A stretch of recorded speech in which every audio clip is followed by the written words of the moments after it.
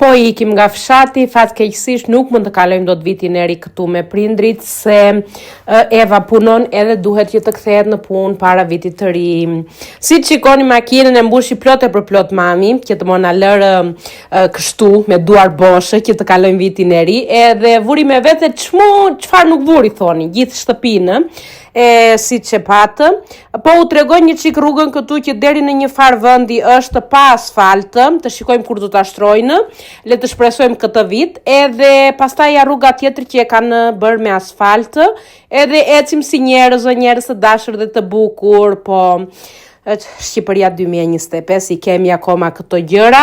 Le të shpresojmë sa më shpejt të kemi të paktën rrugën me asfalt që të vemi si njerëz tek shtëpia jon në Shqipëri. Si që vete gjithë bota në për shtetet e tjera të botës. Tani, si që thashë, neve kaluam këteja, kjo rruga quhet Mali Çajupit, kalojmë, edhe si që mund të shikoni është vërtet një mrekulli e vërtetë, është vetëm gjysmore nga Gjirokastra. Mund të vini këtu të kaloni një ditë, të pini kafe, të hani, të qetësoheni, është shumë relaksuese si vend, edhe si që mund të shikoni, është gjithë rruga me asfalt, edhe mund të vini lehtë deri tek Çajupi.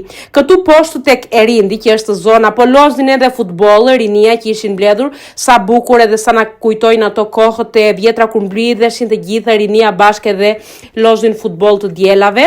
Edhe këtu po shikojmë dhe delet në mes të rrugës. Ikëm neve, dorim një darkë në Gjirokastër dhe shifemi së shpejti.